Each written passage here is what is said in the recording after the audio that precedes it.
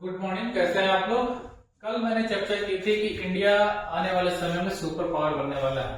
उसके बाद मैंने कुछ क्राइटेरिया बताया था कि सुपर पावर बनने के लिए क्या क्या इंपॉर्टेंट चीजें होनी जरूरी है किसी भी देश के लिए।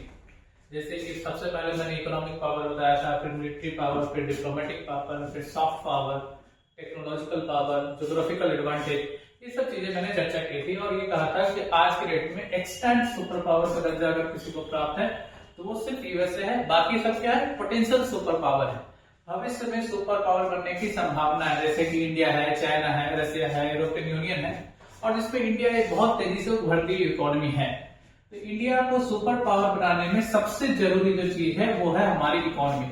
कोई भी कंट्री आप एंशिएंट टाइम में ले लो, मिडाइवल में ले लो, मॉडर्न में ले लो, कोई भी कंट्री हो, देश हो, उसको अगर सुपर पावर बनना है तो उसकी इकोनॉमी को अच्छा होना ही होगा। इकोनॉमी बेस्ट होगी तभी एम्पायर बनेगा। एक सिंपल सा फॉर्मूला है, economy is equal to empire. Empire है तो इकोनॉमी अच्छी होनी ही है और इकोनॉमी अच्छी है तो एम्पायर बनेगा ही बनेगा। ठीक है, तो आइए हम चर्चा करते हैं आज की इंडिया एज सुपर पावर में इकोनॉमी का क्या रोल है। तो आप देखिए हेडिंग क्या है, India as an economic power. तो पूरी दुनिया के जीडीपी में अगर लिस्ट निकाली जाए तो आज के डेट में भारत की रैंकिंग क्या है, फोर्थ लार्जेस्ट इकोनॉमी है भारत। तो यहाँ पे देखिए लिखा हुआ है कि fourth largest economy, more than 4 lakh crore, यानी कि $4 ट्रिलियन से ज्यादा की इकोनॉमी जीडीपी, नॉमिनल जीडीपी के मामले में भारत के पास है। नंबर 1 पे आता है कौन, यूएसए, $30.6 ट्रिलियन की इकोनॉमी के साथ। नंबर 2 पे चाइना, $19.4 ट्रिलियन की इकोनॉमी के साथ। नंबर 3 पे जर्मनी, $5 ट्रिलियन और चौथे नंबर पे हमारा कौन है, इंडिया है। चौथे नंबर पे इंडिया।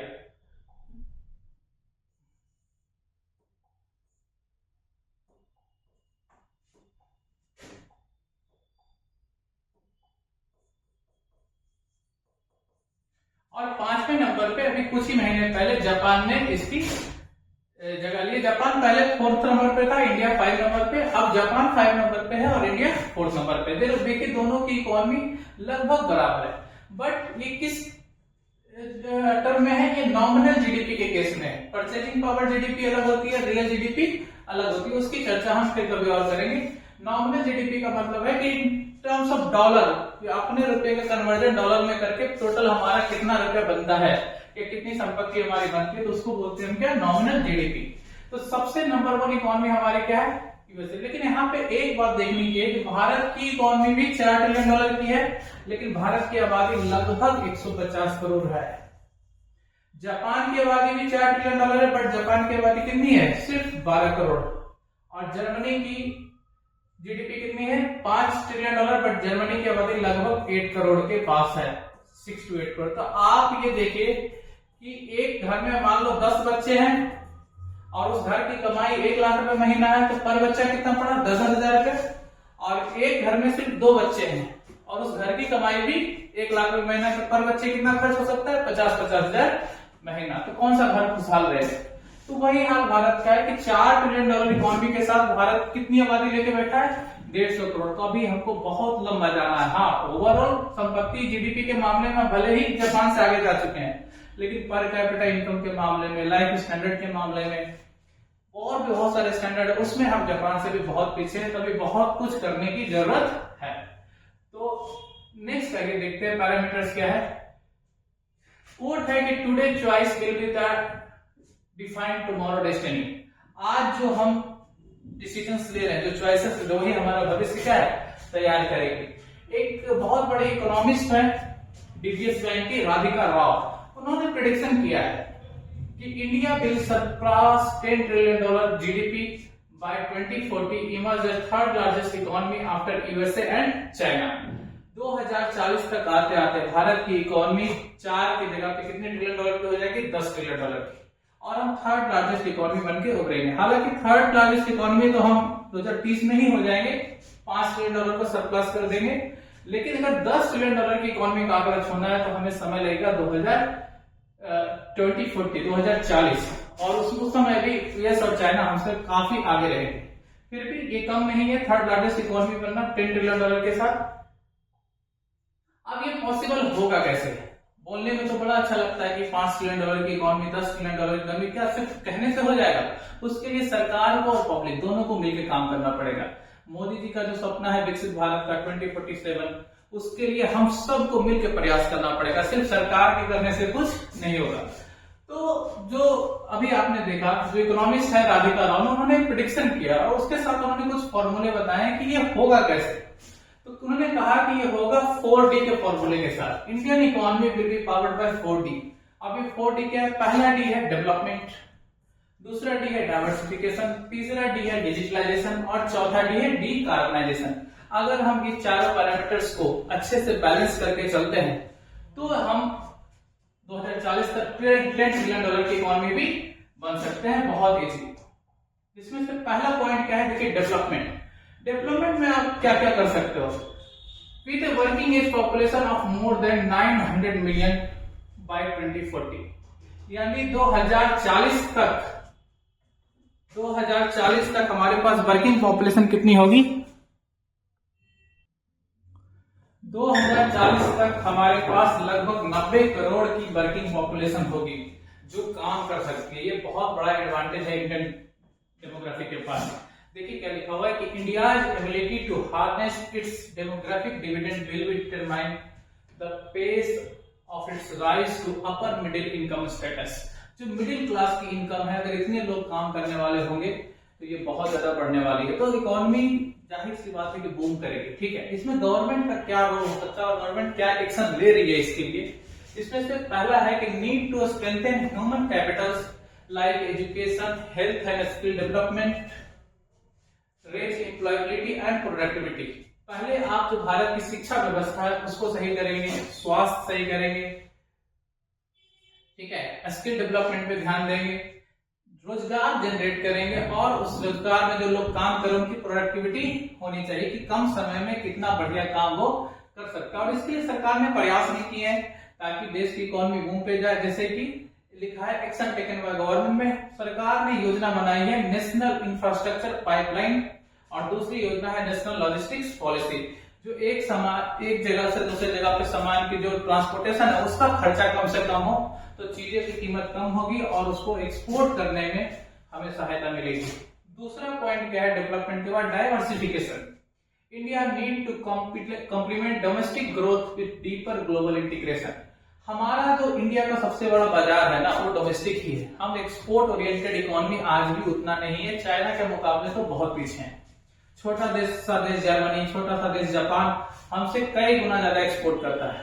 ठीक है, तो गवर्नमेंट इसमें क्या रोल कर सकती है? गवर्नमेंट ने एक स्कीम निकाली है, 2-3 सालों से चल रही है, production linked incentive, PLI scheme. इसका पर्पस क्या है? इसका एम क्या है? इसका एम है कि 2040 तक आते आते जो जीडीपी का 21% ही हम लोग एक्सपोर्ट करते हैं, 2040 तक आते आते ये जीडीपी का 30 से 32% होना चाहिए। मतलब हम लोग अपना एक्सपोर्ट अगर बढ़ा दें, और एक्सपोर्ट बढ़ाने के लिए क्या करना पड़ेगा?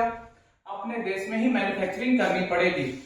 जो मैन्युफैक्चरिंग यूनिट लगाएंगे उनको इंसेंटिव्स देना पड़ेगा, उनके टैक्स का भार कम करना पड़ेगा। जैसे इसका दूसरा प्रयास आप सबसे इंपॉर्टेंट आप देख सकते हो, सरकार ने गुजरात में एक सिटी बनाई है जिसका नाम ही है गिफ्ट सिटी, जिसका फुल फॉर्म क्या है? Gujarat international finance tech city. ये इंडिया का पहला इंटरनेशनल फाइनेंशियल टेक्नोलॉजी हब है। यहाँ पे क्या होता है? टैक्स इंसेंटिव दिए जाते हैं ताकि हम ग्लोबल लेवल का बिजनेस एनवायरनमेंट क्या कर सके? क्रिएट कर सके। और उम्मीद ऐसी लगाई जा रही है कि 2026 में ये $100 बिलियन के कारोबार को क्या करेगा? सरपास कर देगा। एक्चुअल में सरकार का एक एम है कि जैसे दुबई और सिंगापुर में दुनिया भर की कंपनियां आती है क्योंकि वहां पे टैक्स कम लिए जाते हैं, बहुत ही कम नॉमिनल टैक्स लिए जाते हैं और वो बहुत बड़ा योगदान करती है इकोनॉमी में। वैसे भी भारत में एक सिटी बनाई जाए gift city, emerging as a symbol of India ambition to compete with Dubai and Singapore. हमारे देश में भी दुनिया भर की कंपनियां आए, उनको हम कुछ इंसेंटिव देंगे, उनसे टैक्स कम देंगे और वो व्यापार में सहायता करेगी, व्यापार को बढ़ाएगी। तीसरा फॉर्म क्या है? डिजिटलाइजेशन। ये तो सबको पता है, मोदी जी जब से आए डिजिटल इंडिया कैंपेन चलाया उन्होंने, उससे उनका काफी मजाक भी उड़ाया गया था। लेकिन आज देखिए, आज रिक्शा वाला, ठेला वाला, आप 1 रुपए से लेके 1 करोड़ 1 लाख करोड़ तक सब आप डिजिटल पेमेंट कर सकते हैं और ये बहुत बड़ा योगदान है दुनिया को भारत की तरफ से। Fuelling productivity and innovation. Productivity gains, financial inclusion and governance efficiency. इस सब पे हमको ध्यान देना है कि सरकार क्या कर रही है, लोगों की प्रोडक्टिविटी कितनी है और उनके प्लान क्या है, सरकार का क्या रोल है। सरकार ने आधार लेके आई है, यूपीआई लेके आई, unified payment interface, digi locker बनाया है ताकि सब अपने सर्टिफिकेट्स रख सके, कहीं भी दिखा सके। सरकार आर्टिफिशियल इंटेलिजेंस को प्रमोट कर रही है, डेटा एनालिटिक्स एंड ऑटोमेशन पे बहुत ज्यादा ध्यान दे रही है। India expanding network of GCC यानी ग्लोबल कैपेबिलिटी सेंटर्स, इसका मेन काम क्या है कि ये बैक ऑफिस पहले की काम करती थी, बैक ऑफिस से ये हब में कन्वर्ट हो चुकी है research, innovation and advance analytics के तौर में। तो सरकार पूरी तरीके से हर चीज डिजिटल करना चाह रही है ताकि जनता को सुविधा मिले, बड़े बड़े बिजनेसमैन, उद्योगपति, व्यापारी जो भी है सबको यहाँ व्यापार का एक अच्छा माहौल मिले और वो सब पॉसिबल है डिजिटलाइजेशन। ठीक है, चौथा पॉइंट हम लिखते हैं डीकार्बनाइजेशन। अब ये क्या है? डीकार्बनाइजेशन का मतलब है कि उद्योग बढ़ रहे हैं, अच्छी बात है, लेकिन उद्योगों के बढ़ने में सबसे बड़ा घाटा क्या है? पर्यावरण। हम कार्बन इमिशन बहुत ज्यादा करते हैं, इससे पर्यावरण को नुकसान पहुंचता है, पर्यावरण को नुकसान पहुंचता है तो लोगों की सेहत पे भी बहुत ज्यादा असर पड़ता है। कहीं ऐसा ना हो कि तरक्की की आंधी दौड़ में हमारी सेहत ही खराब हो जाए, हम प्रकृति को नष्ट कर दे। तो दुनिया भर के देश ये प्रयास कर रहे हैं, इसमें भारत का भी बहुत बड़ा रोल है और भारत ने बहुत प्रतिबद्धता के साथ इस पे काम किया है। सरकार ने वादा किया, हमारे प्राइम मिनिस्टर ने पेरिस क्लाइमेट चेंज में प्रॉमिस करके आए थे कि 2070 तक हम नेट कार्बन जीरो हो जाएंगे, उसी की बात हो रही है। डीकार्बनाइजेशन कहता है कि India is being imperative as the world third largest energy consumer and green house emitter. हम लोग इकोनॉमी में बढ़ रहे हैं, हम लोग ग्रीन हाउस इमिटर भी बढ़ रहे हैं, ज्यादा कर रहे हैं, ठीक है, या करेंगे भविष्य में। तो हमारे पास चैलेंजेस क्या है, हम इसको कैसे रोक सकते हैं? हमारे पास दो चैलेंजेस है। पहले तो ग्रोथ तो करना ही करना है एनी हाउ, लेकिन ग्रोथ करने के साथ साथ हमें पर्यावरण का ख्याल रखना है, इसलिए इमिशन को कम से कम करना है। इसलिए सरकार अब रीन्यूएबल एनर्जी पे ध्यान दे रही है और उसके लिए क्या एक्शन ले रही है? देखिए, India aim to achieve net zero carbon emission by 2070 with an interim target of 50% renewable power capacity by 2030। सरकार ने ये कहा है कि 2070 में हम कार्बन नेट जीरो होंगे, लेकिन 2030 तक आते आते हम लोग 50% रिन्यूएबल एनर्जी पे आ जाएंगे। ये हमारा टारगेट है और इसमें बहुत हद तक हम सफल होते दिख रहे हैं।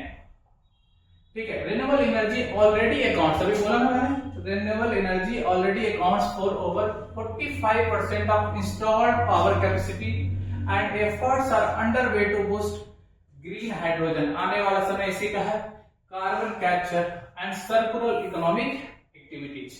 ये 4D का फॉर्मूला था, development, diversification, digitalization and decarbonization. ठीक है, तो फाइनली इसका कंक्लूजन क्या है कि इंडिया इकोनॉमिक पावर बनेगा।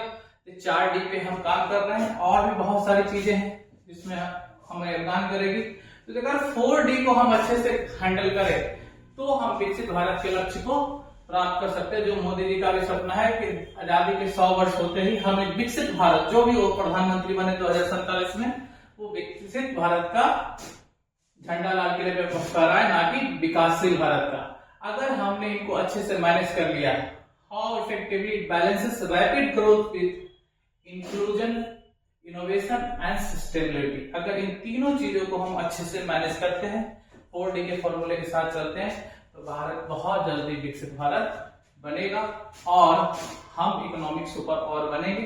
इकोनॉमिक सुपर पावर बनेंगे तो मिलिट्री सुपर पावर बनेंगे, मिलिट्री सुपर पावर बनेंगे तो टेक्नोलॉजिकल इनोवेशन, हर चीज में सुपर पावर बनेंगे और finally India will be A next super power. तो आइए हम दोनों, हम और सरकार सब एक साथ मिलकर काम करते हैं